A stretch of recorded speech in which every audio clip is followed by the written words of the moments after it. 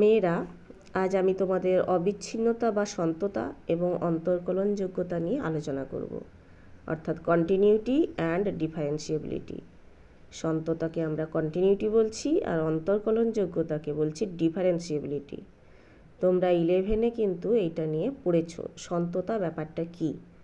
আমি আরেকবার মনে করিয়ে দিই, কোনো অপেক্ষকের লেখচিত্র যদি কোনো বিন্দুতে ভগ্ন হয়, অর্থাৎ ওই বিন্দুতে লেখচিত্রটি কলম তুলে অঙ্কন করতে হয়, তবে ওই বিন্দুতে অপেক্ষকটি অসন্তত হয়। তোমরা একটা অপেক্ষকের লেখচিত্র অঙ্কনের ক্ষেত্রে দেখেছো যে লেখচিত্র অঙ্কনের ক্ষেত্রে যদি দেখা যায় যে কোনো একটা নির্দিষ্ট বিন্দুতে আমাদের কলম তুলে ওই লেখচিত্রটি আঁকতে হলো, তাহলে সেই লেখচিত্রটি বা সেই অপেক্ষকটি ওই বিন্দুতে অসন্তত বলে ধরা হয়।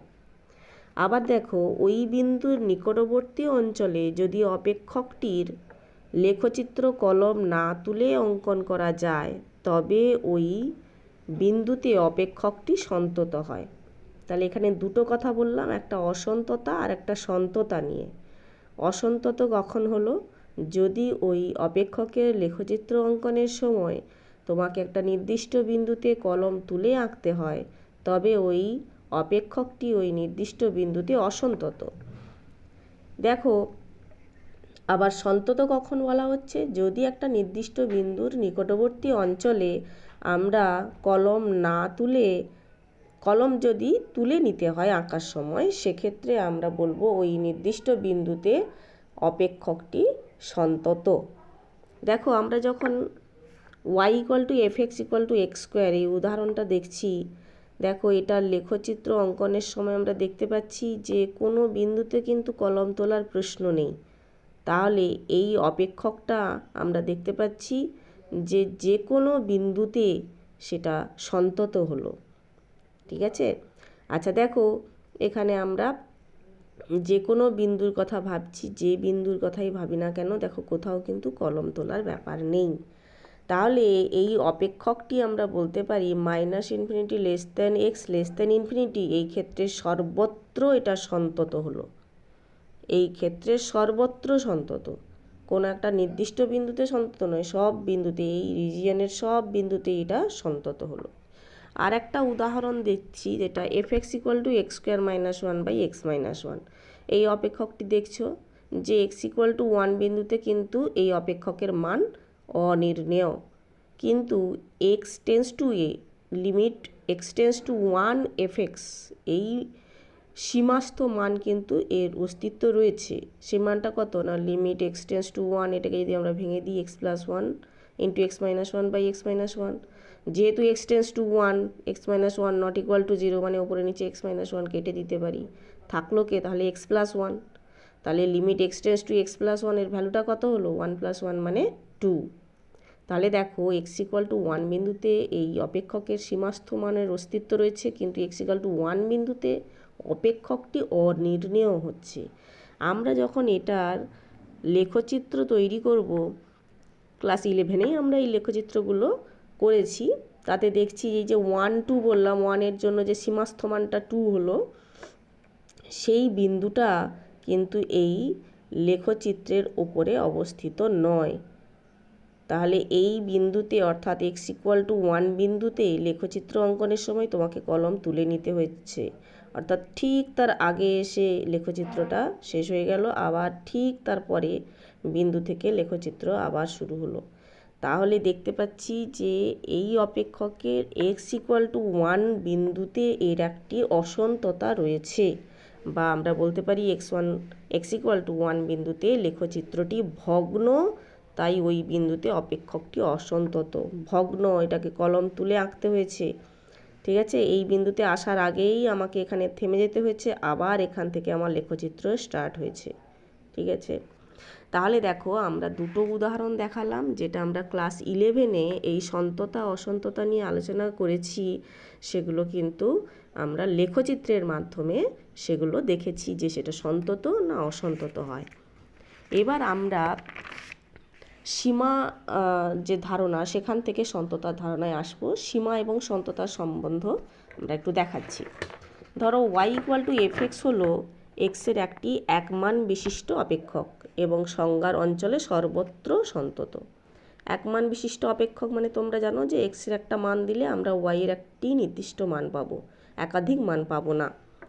এবং ধরে নিলাম যে এটা হচ্ছে সংজ্ঞার অঞ্চলে সর্বত্র সন্তত, কোনো একটা নির্দিষ্ট সংজ্ঞার অঞ্চলে এটা সর্বত্র সন্তত। তাহলে আমি y equal to F x এই লেখচিত্রটা আঁকলাম। সর্বত্র সন্তত বলা হচ্ছে মানে এখানে কোনো জায়গাটায় আমাদের কলম তুলে আঁকতে হয়নি। এবার দেখো এক্স ইকুয়াল টু এ এই বিন্দুতে আমরা এর সন্ততা নিয়ে আলোচনা করব। যেহেতু সংজ্ঞার অঞ্চলে সর্বত্র সন্তত, তাহলে এক্স ইকুয়াল টু এ একটা বিন্দু ধরে নিলে, ওই সংজ্ঞার অঞ্চলের একটা বিন্দু ধরে নিলে সেই বিন্দুতে ওটি সন্তত হবে।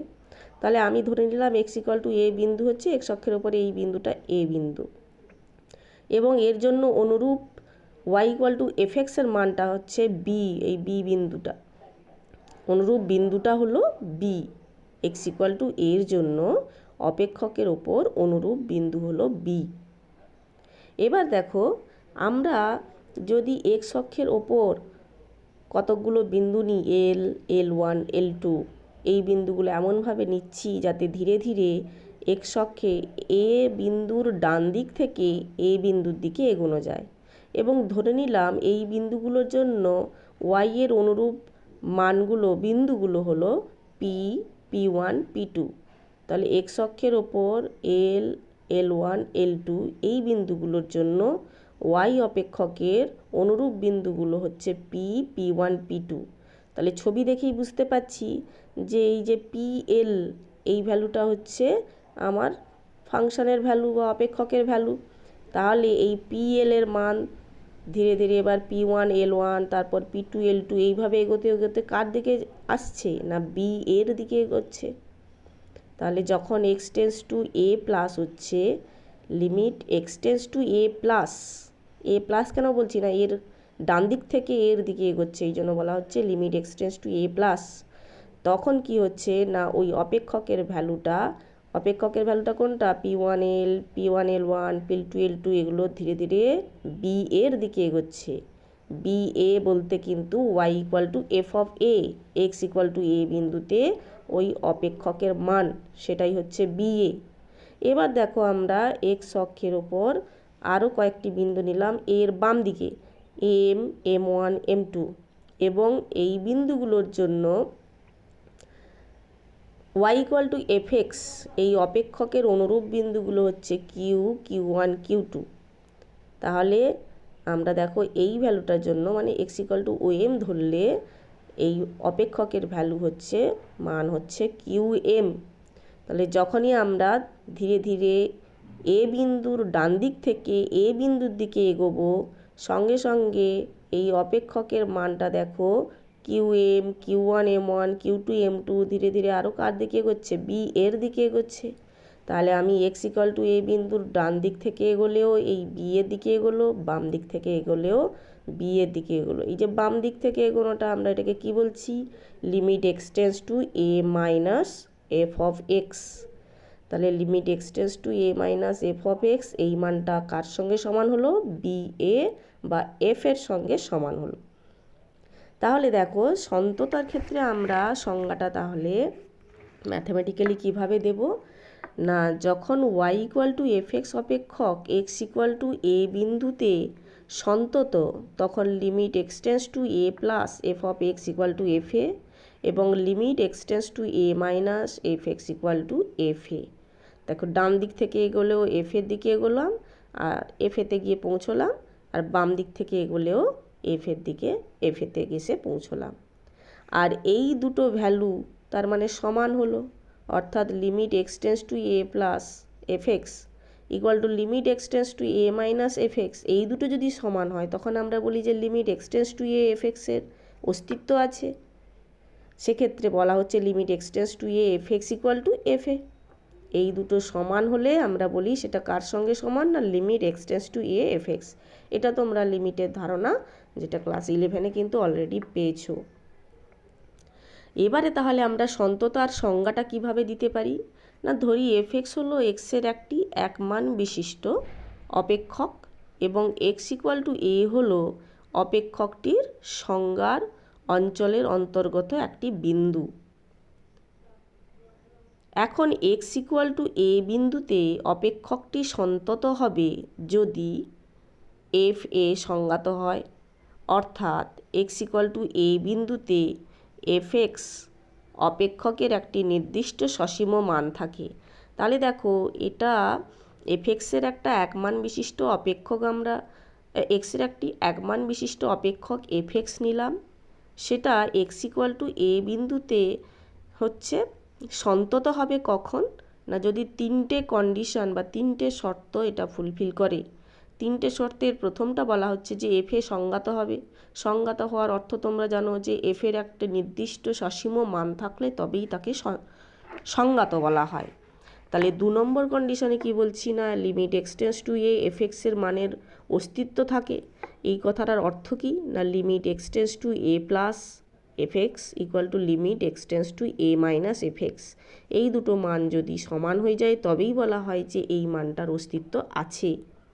এটা 2 নম্বর কন্ডিশন গেল। 3 নম্বরে বলা হচ্ছে limit এক্সটেন্স to F x equal to F a হয়, অর্থাৎ এই লিমিটটার যখন অস্তিত্ব থাকলো তখনই দেখা গেল যে এই মানটা যেন এফ এর সঙ্গে সমান হয়। যদি সমান হয়, অর্থাৎ এই তিনটে কন্ডিশন যদি ফুলফিল করে, তবেই আমরা বলবো যে ওই অপেক্ষকটি এক্স ইকুয়াল টু এ বিন্দুতে সন্তত। যেটা আমরা লেখচিত্রের সাহায্যে দেখতাম, সেটা আমরা এই কন্ডিশনে নিয়ে চলে এলাম। অর্থাৎ আমি এটাকে আরেকভাবে বলছি, limit এক্সটেন্স to A plus 0 F x equal to limit এক্সটেন্স to A minus 0 F x equal to F a. অর্থাৎ এই দুটো কন্ডিশনকে একদম আমরা তিনটে কন্ডিশনকে একসঙ্গে মিলিয়ে বলছি এইটার অস্তিত্ব থাকা, মানে বলেছি limit এক্সটেন্স to A plus F x equal to limit এক্সটেন্স to A minus F X. আবার ওই লিমিটটাকে আমরা এইভাবেও বলে থাকি, লিমিটে X tends to A plus 0 F x equal to limit এক্সটেন্স to A minus 0 F X. আবার সেটা কার সঙ্গে সমান হলো না, এফ এর সঙ্গে সমান হলো। তিনটে কন্ডিশনকে আমি একসঙ্গে লিখলাম। আর আমরা বলেছি লিমিটিং ভ্যালু কখনো ইনফিনিটি ধরবো না, আর এফ এর মান তার সঙ্গে সমান হবে, মানে এফ এটা সংজ্ঞাত হয়ে গেল, অর্থাৎ তার নির্দিষ্ট সসীম মান থাকলো। তার মানে তিনটে কন্ডিশন কিন্তু এর মধ্যে ঢুকে গেল। আবার দেখো এইটাকে আমরা এফ অফ এ প্লাস 0ও বলতে পারি, অর্থাৎ এফ অফ এ প্লাস 0 বলতে limit এক্সটেন্স to A plus 0 F x, কিংবা এফ অফ এ মাইনাস 0 বলতে limit এক্সটেন্স to A minus 0 F x equal to F a হয়। তাহলে এইভাবে আমরা অর্থাৎ দিয়ে দিয়ে বলে যাচ্ছি তিন রকমের তিনটে কন্ডিশন এইভাবে আমরা বলতে পারি। এবার দেখো কোনো বদ্ধ বা মুক্ত বিস্তারের অন্তর্গত প্রত্যেক বিন্দুতে এফ এক্স সন্তত হলে এফ এক্সকে ওই বিস্তারে সন্তত বলা হয়। আচ্ছা, আমরা এতক্ষণ কিসের আলোচনা করলাম না, এক্স ইকুয়াল টু এ একটা নির্দিষ্ট বিন্দুতে সন্তত কখন হবে। তাহলে একটা বদ্ধ বা মুক্ত বিস্তার, তোমরা জানো বদ্ধ বিস্তার কীরকম, A lesser equal to X lesser equal to B, এটা বদ্ধ বিস্তার। মুক্ত বিস্তার কীরকম, A less than x less than B, এটা একটা মুক্ত বিস্তার। তাহলে একটা বদ্ধ বা মুক্ত বিস্তারের অন্তর্গত সব বিন্দুতে যদি ওই এফ এক্সটা সন্তত হয়, তখন আমরা বলবো ওই বিস্তারেই সেটা সন্তত হয়ে গেল। এবার দেখো এক্স ইকুয়াল টু এ বিন্দুতে এফ এক্স অপেক্ষক অসন্তত হবে কখন। দেখো সন্তত হওয়ার জন্য তিনটে কন্ডিশন ছিল, তাহলে এই তিনটে কন্ডিশনের বা তিনটে শর্তের কোনো একটা যদি না হতে হয়, সেক্ষেত্রে ওই এফ এক্স অপেক্ষকটি এক্স ইকুয়াল টু এ বিন্দুতে অসন্তত হবে। সন্তত হতে হলে তিনটেই হতে হবে, আর অসন্ততর জন্য যে কোনো একটা কন্ডিশন যদি সে ফুলফিল না করতে পারে বা সিদ্ধ না করতে পারে, সেক্ষেত্রে ওই অপেক্ষকটি ওই বিন্দুতে অসন্তত হবে। তাহলে আমরা দেখে নিই অসন্তত কখন হচ্ছে না, অপেক্ষকটি অসন্তত হবে যদি এফ এ অসংজ্ঞাত হয়। একদম প্রথমে কী ছিল আমাদের, এফ একে সংজ্ঞাত হতে হবে, তার উল্টোটা হলো মানে এফ এ অসংজ্ঞাত হয়। আর এফ এ অসংজ্ঞাত হয় এই কথাটার মানে কি না, এক্স ইকুয়াল টু এ বিন্দুতে এফ এক্সের মানটা নির্দিষ্ট সসীম নয়, অর্থাৎ এক্স ইকুয়াল টু এ বিন্দুতে এফ এক্সের নির্দিষ্ট সসীম মান না থাকে। 2 নম্বরে তাহলে এটা অথবা এটা যদি হয় লিমিট এক্সটেন্স টু এ এফ এক্সের অস্তিত্ব না থাকে। আমাদের দেখো লিমিট এক্সটেন্স টু এফ এক্সের মানের অস্তিত্ব থাকার কথা বলছিল, তাহলে তার বিপরীতটা হলে কি হবে, এর যদি অস্তিত্ব না থাকে তাহলে এক্ষেত্রেও এটা অসন্তত হবে। আচ্ছা, এইটার অস্তিত্ব না থাকে কথাটার মানে কি না limit X tends to A plus F x not equal to limit X tends to A minus F x. এইটা যদি ইকুয়াল হয়ে যায় তবেই তো আমরা বলি যে এর অস্তিত্ব আছে। তাহলে এর অস্তিত্ব না থাকা মানে এটা নট ইকুয়াল টু হওয়া। অথবা 3 নম্বর কন্ডিশানে কি বলছি না limit X tends two F x, এটার অস্তিত্ব আছে কিন্তু এটা এফ এর সঙ্গে সমান হলো না। এর অস্তিত্ব আছে কিন্তু এফ এর সঙ্গে সমান নয়। তাহলে এই তিনটের মধ্যে কোনো একটা যদি হয়ে যায় সেক্ষেত্রে আমরা বলবো যে মানে কমপক্ষে কোনো একটি, একাধিকও যদি না হয় তাহলেও সেটা অসন্তত হলো, তিনটেই হলো না তাহলেও অসন্তত হলো। ঠিক আছে, তাহলে অসন্তত হওয়ার জন্য আমাদের সন্ততার যে 3টে কন্ডিশান ছিল, 3টে কন্ডিশনের কোনো একটা সে যদি ফুলফিল করতে না পারে সেই বিন্দুতে সে অসন্তত হলো। এবার দেখো ওই 3 ধরনের অসন্ততার মধ্যে 1 এবং 3 নম্বর ক্ষেত্রের অসন্ততাকে দূরীকরণযোগ্য অসন্ততা বলা হয়। এক্ষেত্রে আমরা এক্স ইকুয়াল টু এ বিন্দুতে এফ এক্সের এমনভাবে সংজ্ঞা দেওয়া হয় যাতে limit X tends to a F x equal to F a হয়। এইভাবে আমরা এফ এক্স অপেক্ষককে সন্তত করতে পারি। কি বলা হলো না যদি 1 নম্বরের ক্ষেত্রে এই পদ্ধতিতে অসন্তত হয়, 3 নম্বরের পদ্ধতিতে অসন্তত হয়, তাহলে এই দু রকমের পদ্ধতিতে অসন্তত হলে আমরা সেটাকে বলবো দূরীকরণযোগ্য অসন্ততা। মানে এই অসন্ততা আমরা দূর করতে পারি। কিভাবে দূর করব না, আমরা দেখছি যে এফ এটা অসংজ্ঞাত হচ্ছিল, তার মানে আমি যদি এফ এটাকে নির্দিষ্টভাবে সংজ্ঞাত করে দিই, ওই যে এক্স ইকুয়াল টু এ বিন্দুতে সেটা অসংজ্ঞাত, তাহলে আমরা ওই বিন্দুতে তার সংজ্ঞা দিয়ে দিলাম এমন করে যাতে limit X tends two F x equal to F a হয়। তাহলে আমরা ওই অসন্ততাকে দূর করতে পারবো। এই জন্য এগুলোকে বলা হচ্ছে দূরীকরণযোগ্য অসন্ততা।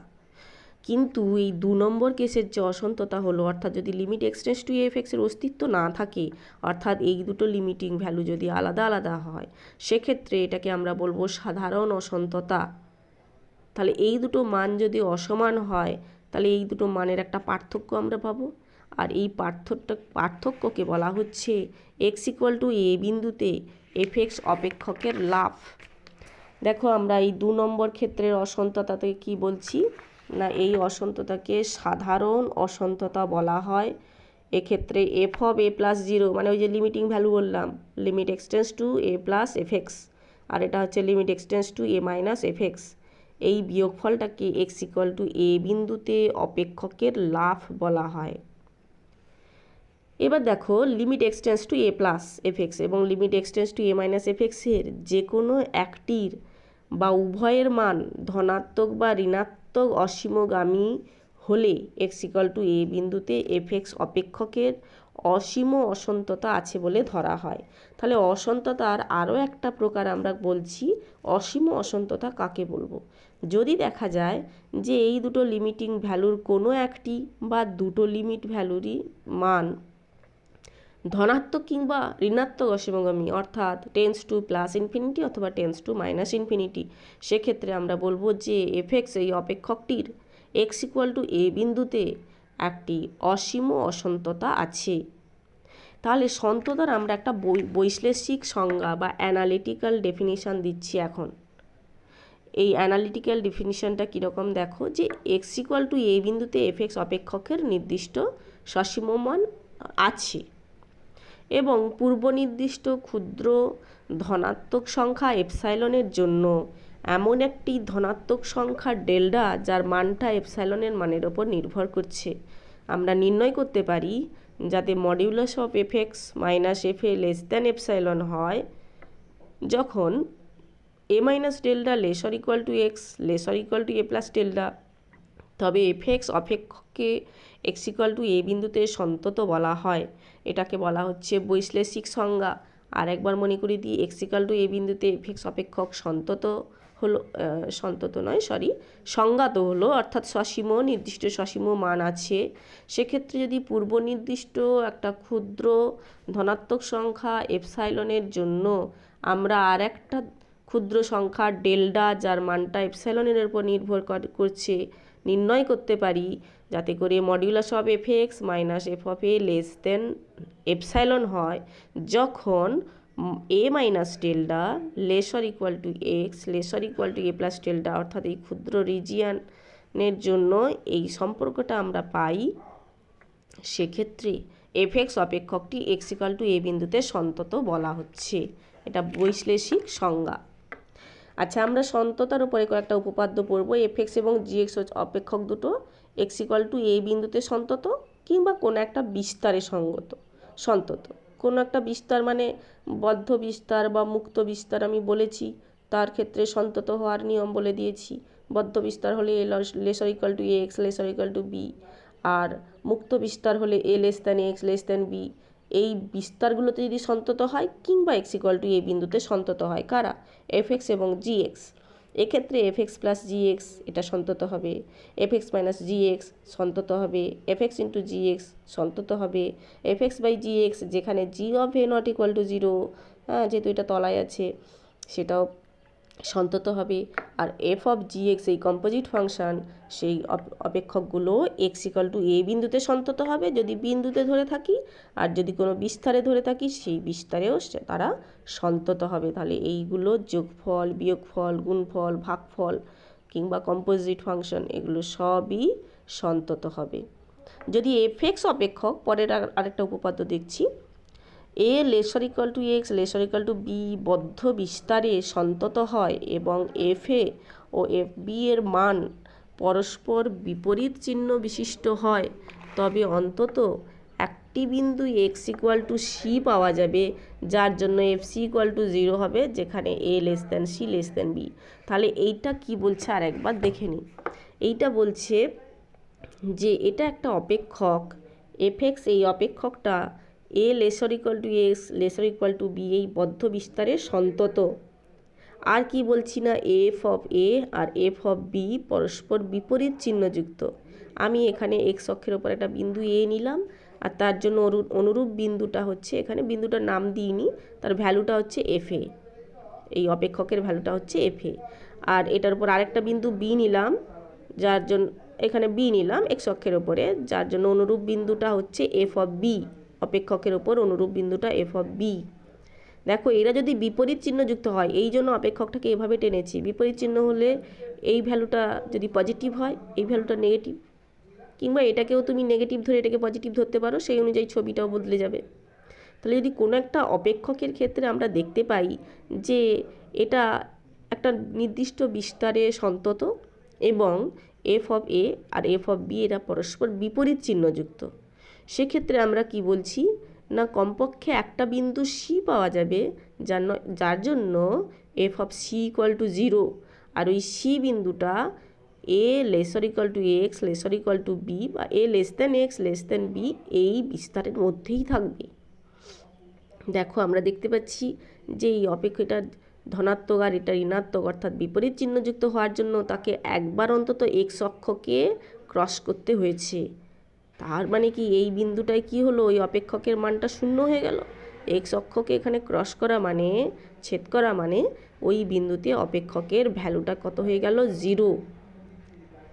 তাহলে কি বললাম, যদি এফ এ আর এফ বি এরা বিপরীত চিহ্নযুক্ত হয়, আমরা ওই একটি বিন্দু অন্তত পাবো কার মধ্যে, a less than x less than b এই রিজিয়নের মধ্যে একটা বিন্দু সি পাবো, যার জন্য f of c equal to zero. ঠিক আছে, তাহলে এগুলো আমরা আলোচনা করে দিলাম, এই ফর্মুলাগুলো। তো এটা পরের ক্লাসে আমরা শুধু অঙ্কগুলো বা প্রবলেমগুলো করব।